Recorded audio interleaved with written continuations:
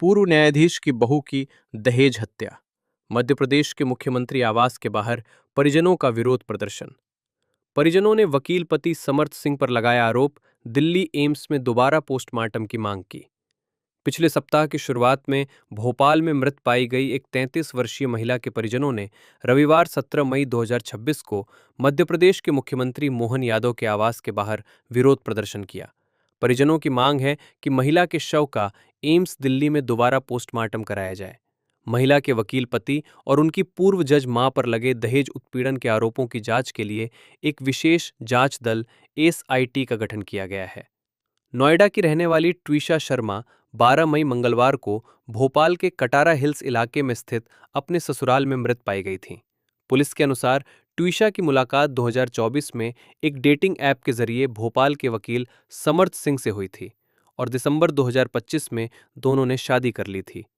ट्विशा के परिवार ने समर्थ सिंह और उनकी मां गिरिबाला सिंह पर हत्या का आरोप लगाया है। अपनी मांगों को लेकर उन्होंने भोपाल में मुख्यमंत्री मोहन यादव के आधिकारिक आवास के बाहर प्रदर्शन किया। ट्विशा के परिवार का दावा है कि उसका शव पिछले 5 दिनों से भोपाल एम्स के शवगृह में रखा हुआ है। उन्होंने सरकार से मांग की है कि दिल्ली एम्स में मृतक का फिर से पोस्टमार्टम कराई जाए।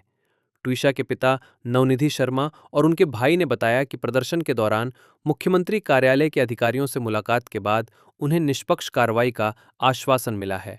मृतक के पिता ने ये मांग भी की कि इस मामले की कानूनी कार्यवाही को मध्य प्रदेश से बाहर किसी अन्य राज्य की अदालत में स्थानांतरित किया जाए। ट्विशा के रिश्तेदारों के मुताबिक वो भोपाल छोड़कर वापस नोएडा आना चाहती थीं।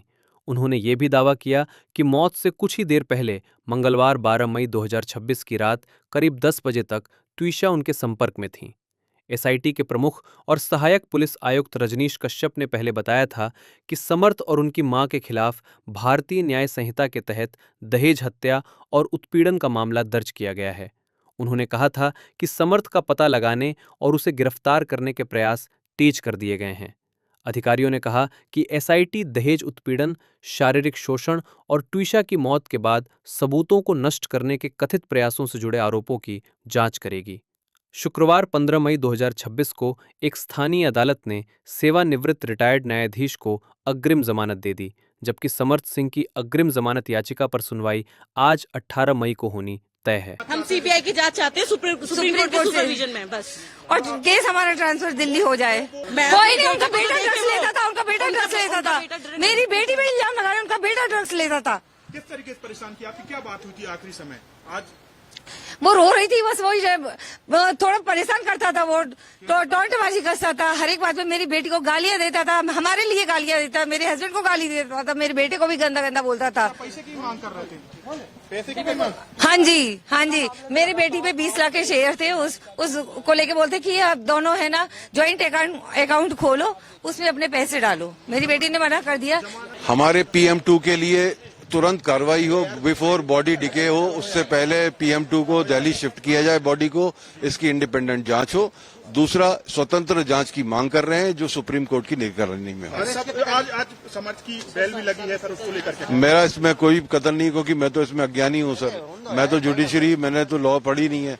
वकील अपना काम कर रहे हैं। आरोप लगा रहे हैं ये तो आरोप वो लगा रहे हैं, गलत आरोप लगा रहे हैं, क्योंकि ड्रग्स का केस तो उनके बेटे के ऊपर ही बनता है, क्योंकि दुनिया जानती है कितने बड़े ड्रग एडिक्ट हैं वो। हत्या की गई आपकी बेटी? मेरे बेटे की मुझे आशंका है पूरी तरीके से हत्या की गई है। कौन सी जांच की मांग कर रहे हैं? हम PM2 की जांच की और सुप्रीम कोर्ट से जांच की मांग कर रहे हैं। थाना कटारा हिल्स में जो अपराध पंजीबद्ध हुआ है बदका ट्विशा शर्मा का, तो उसमें अभी जो फरार आरोपी है तो उसकी तलाशी के प्रयास किए जा रहे हैं और उस पर इनाम उद्घोषणा और कई टीमें लगी हुई हैं, जो टेक्निकल एविडेंस और जो भी अन्य चीजें हैं उसके द्वारा उसको कोशिश की जा रही है।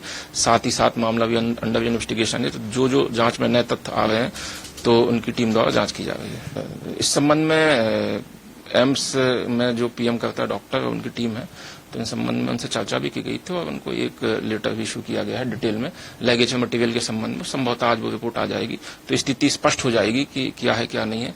और वहाँ ये जो प्राथमिक तौर पर जो आयु थे जिनके द्वारा ये की गई है, तो उनकी लापरवाही पाए जाने पर बिल्कुल वैधानिक कार्रवाई की जाएगी।